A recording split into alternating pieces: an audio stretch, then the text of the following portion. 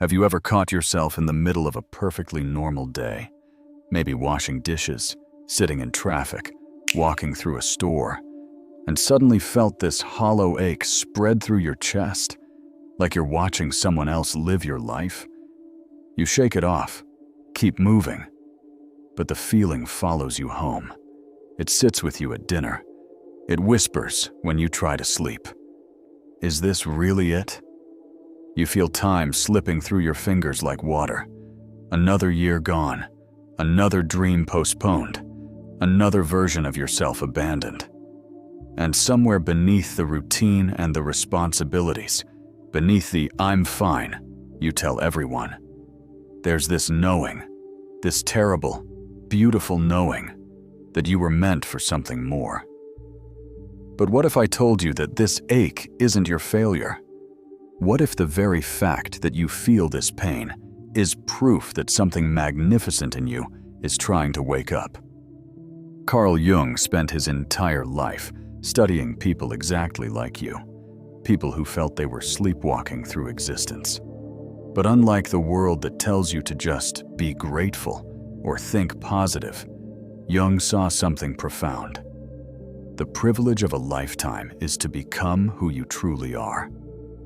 He understood that your feeling of wasting life isn't weakness. It's your unconscious mind screaming that you're living someone else's story. Your parents' expectations, society's blueprint, everyone's life but your own. Jung discovered that this pain you feel, it's not punishment. It's an invitation to the most important journey you'll ever take. This video is for you who looks at old photos and wonders where that person went. For you who feels like you're constantly preparing for a life that never actually begins.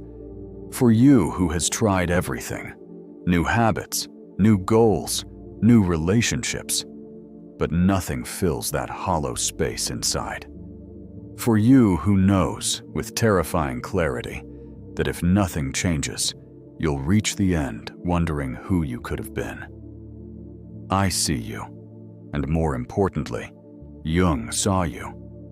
He knew this wasn't about laziness or lack of discipline. This is about something much deeper, and the path forward isn't what you think. You think you're wasting your life because you're not achieving enough, not productive enough, not successful enough by society's standards. But that's the surface. Let's go deeper. The real waste isn't in what you're not doing, it's in who you're not becoming. Every day, you perform a version of yourself that feels increasingly foreign. You smile when you don't mean it. You say yes when your soul screams no. You've become an actor in your own life, and the performance is exhausting you. Jung called this living from the persona, the mask you wear to be acceptable, lovable, successful.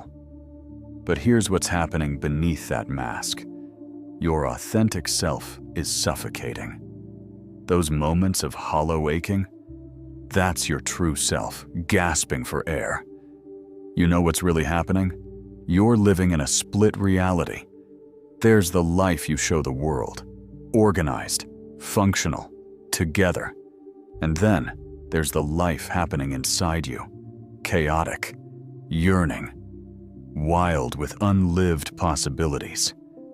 The gap between these two lives is where your energy disappears. It's where your passion goes to die. Every morning, you negotiate with yourself. Which dreams to postpone today? Which parts of yourself to silence? Which authentic impulses to override in favor of what's reasonable? You've become so good at this self-betrayal that you barely notice it anymore. But your body notices. Your soul notices. That's why you feel so tired, even when you've done nothing. You're exhausted from the constant effort of not being yourself. Jung discovered something that revolutionizes how we see this problem. He called it individuation, the process of becoming whole by integrating all parts of yourself, especially the parts you've hidden away. Think about it. Who were you before the world told you who to be? What did you love before you learned it wasn't practical? What made you feel alive before you learned to be afraid? Jung saw that we don't waste our lives by accident. We waste them by running from our shadow, all the parts of ourselves we've learned to reject. Your anger that you call bad, your sensitivity that you call weak, your wildness that you call inappropriate. But here's the transformation. What if those rejected parts hold your power? The shadow isn't some dark monster lurking within you. It's everything you've had to abandon to survive in a world that demanded you be smaller than you are. It's your creativity that got mocked in school, your intuition that was dismissed as irrational, your deep feelings that were labeled too much, your ambitions that were called unrealistic. Jung taught that these shadow parts don't disappear when we reject them. They go underground, becoming the source of that constant gnawing sense that something essential is missing. They become the dreams that haunt you, the envy you feel toward people living authentically, the inexplicable sadness that washes over you when you see someone being genuinely themselves.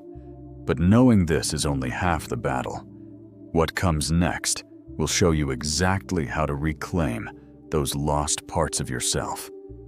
If this message is speaking to you, subscribe to the channel. I appreciate your support. The journey of individuation begins with radical honesty. Start by asking yourself, what am I pretending not to know? Because deep down, you know exactly what's not working. You know which relationships drain you, which commitments feel like cages, which dreams you've abandoned that still call to you in quiet moments. Here's a practice Jung himself used: active imagination. Tonight, sit quietly and imagine meeting your shadow self, the version of you that embodies everything you've rejected. What does this person look like? How do they move? What do they want to tell you? Don't judge what comes up. Just listen. You might meet the artist you buried when someone said art doesn't pay bills, the leader you silenced when you were told not to be bossy, the lover you shut down when vulnerability led to pain. These aren't separate beings. They're parts of you waiting to come home. Here's the complete reframe that changes everything. You're not wasting your life because you're broken. You're wasting it because you're trying to fit something infinite into a container that's too small. The life you're meant to live isn't some fantasy.